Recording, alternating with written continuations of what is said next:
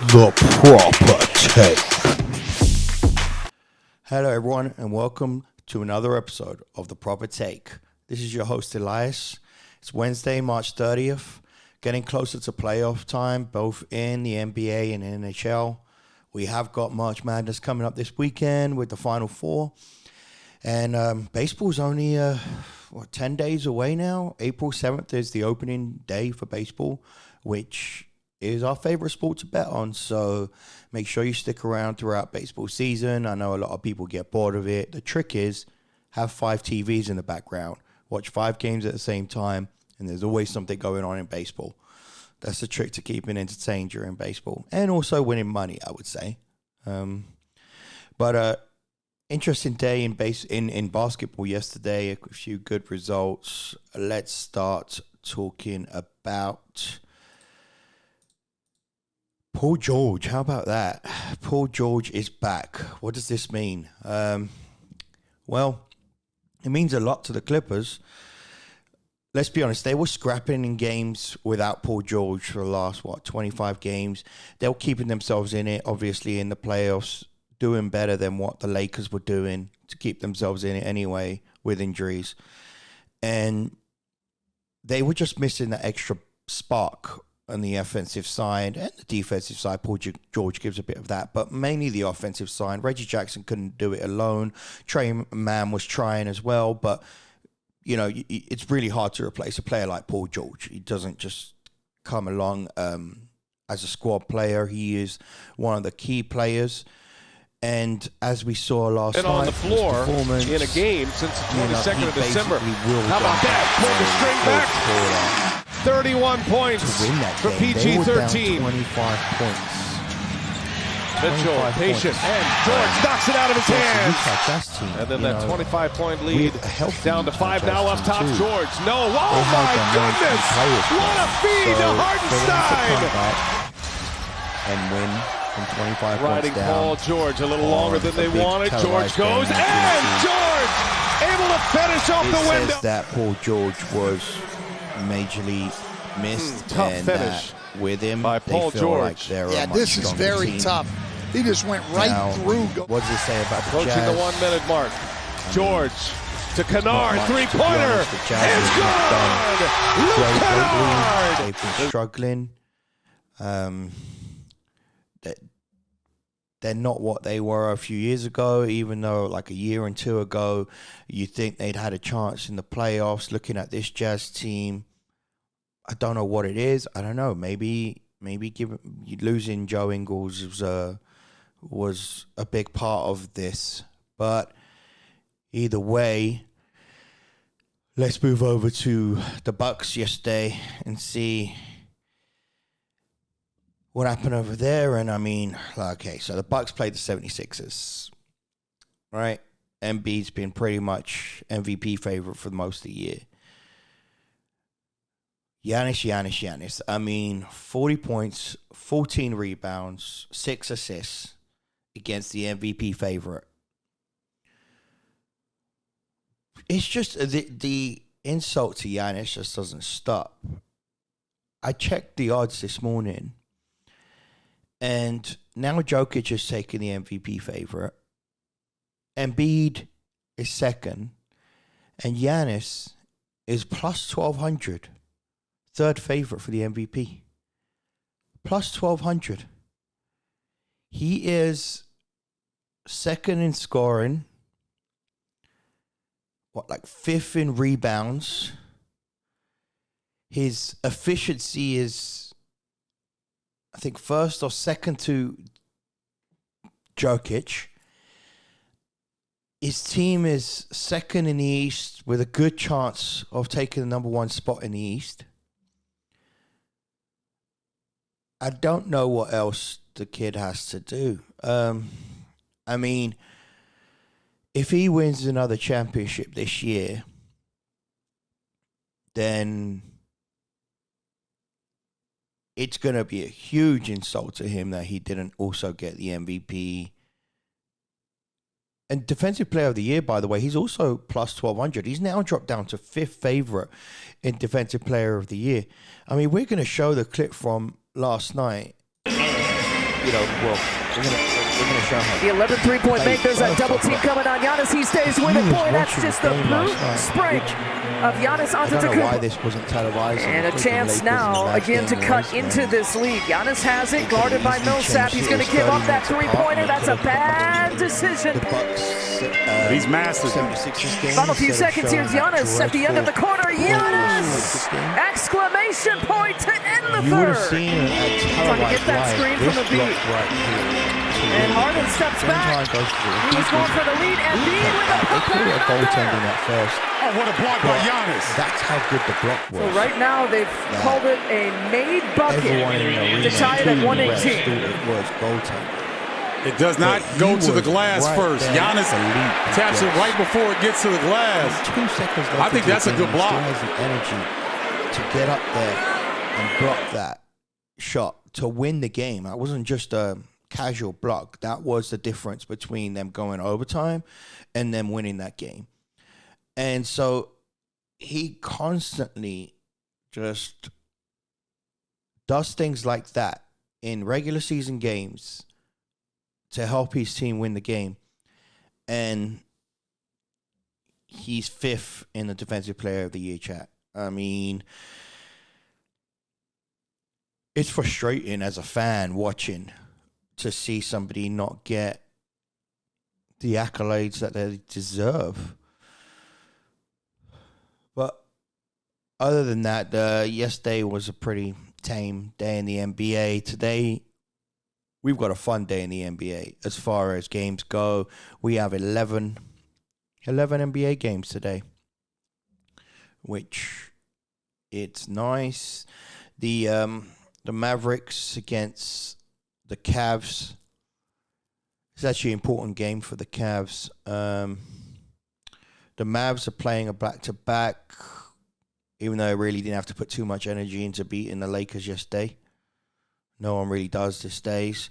Dinwiddie, Brown, and Burke, though, are out of this one.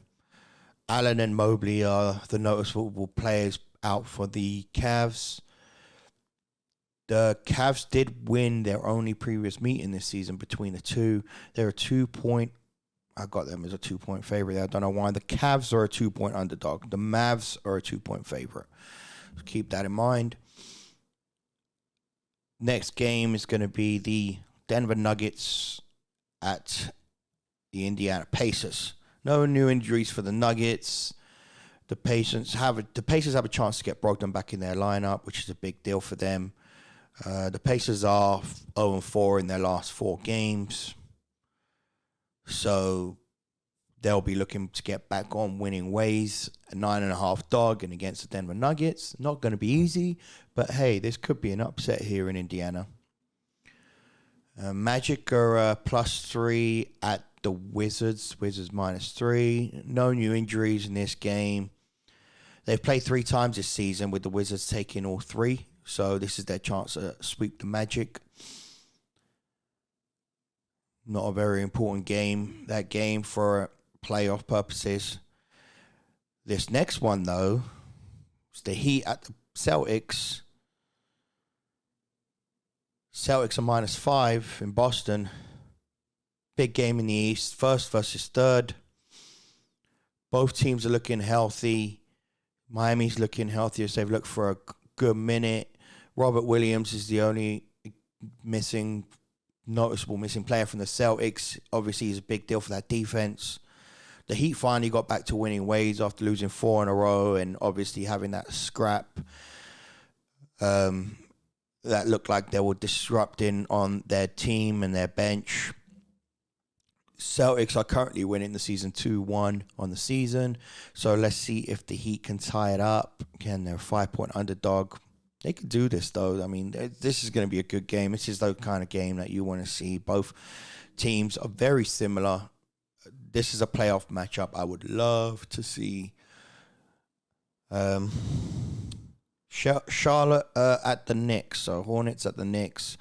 Knicks going into that +3. Hornets are 2-1 leaders in the series this season. Knicks are on a 4-game win streak. A loss today, though, and pretty much out the playoffs. They're 4 or 5 games back on the Hornets, so they definitely need this win. Minnesota Timberwolves at the Toronto Raptors. So Raptors are -2.5. This is the healthiest Toronto have been for a while, and they have won their last 4 out of 5. Timberwolves were on a crazy win streak after All-Star break, with Towns at the forefront of that. Seem to have cooled off, though. They have lost their last 3 out of 4, but with all fairness, their last 3 losses did come to the Suns, the Bucks, and the Mavericks. So it's not exactly like they lost to subpar, below 500 teams. The Kings are over at the Rockets. Again, not much to say about this game. It's a, end of season scrap. I mean, for what it's worth, I like the Rockets at +3, but that's about it. The Hawks are at the Thunder. Thunder's +12 on this one. Atlanta need to win to stay in that playoff contention. In the play-in games, OKC obviously are out of it. They do have quite a few players back healthy for this one, though, so I could see that spread being covered, especially because Atlanta don't really play great on the road. Memphis at San Antonio. Here we've got Spurs are in desperate need to win to stay in the playoff race, stay ahead of the Lakers. They are currently tied with them, but are ahead because of the head-to-head with the Lakers. Grizzlies are currently 3-0 over the Spurs this season, so they'll be looking to extend that and sweep the Spurs over the season series. Next game, you got the Suns against the Warriors in Golden State. The Warriors are +5. Only Steph out for the Warriors. Klay Thompson, Draymond Green, all back for the Warriors today. They'll be desperately trying to get back to the winning ways after losing their last 3 games. Suns are on an 8-game win streak. I mean, they've pretty much done that throughout the season. 8, 10, 12-game win streaks. So to say they're going to lose it today just because they're on an 8-game win streak will not be fair to them. But Golden State Warriors do need this win. Get back to winning ways, mainly for their confidence and to give their rest of the team some hope going into the playoffs without Steph. Last game of the day is the Pelicans at the Blazers. Pelicans are in the same boat as the Spurs, tied with the Lakers, beating them on the head-to-heads. So they need a win here to keep them out of it, and against this Portland team, they should really get the win, especially because they have Brandon Ingram back today. Only missing Zion Williamson. You ask who that is. This is that guy that was the number 1 pick. Hasn't played since, pretty much. NHL, you got the Jets at the Sabres today. Jets need a win to keep in that playoff contention. Sabres just playing for fun. Rangers at the Detroit Red Wings. Red Wings, again, just playing for fun. Rangers trying to get in there. You got the Kings at the Oilers. This is actually a really big game for the playoffs, especially in their division. Kings and Oilers both trying to get into the playoffs, so somebody there is going to lose some points. You have the Sharks against the Coyotes. Again, that's a nothing game. The Knights against the Kraken. The Kraken, obviously, out of playoff contention. The Knights are in desperate need of a win. They're actually playing the Kraken back-to-back in Seattle over the next 2 games, so they need to start this one off right with a win. And then you have the Blues against the Canucks. You look at the Canucks injury list, and just like the Knights, it's very long. The Knights have 11 players out. The Canucks have 10 players out. So that'll be a interesting game. They've still been finding wins, and funnily enough, they're still pretty much favorites to beat the Blues with 10 players out, as are the Knights, by the way, to beat Seattle. They're minus 160. So we like them as well tonight. If we're going to go for our pick, this is the point we go for our pick, and it's a tough one today. It's a tough one because we actually like a lot of games today.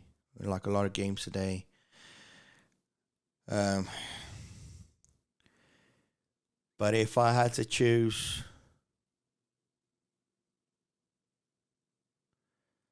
I'm taking the Miami Heat +5. I'm taking the Miami Heat +5 Wednesday, March 30th against the Boston Celtics. Thanks for tuning in to the recap from the Proper Take. We'll be back tomorrow, and we'll let you know how we done and how today's games go.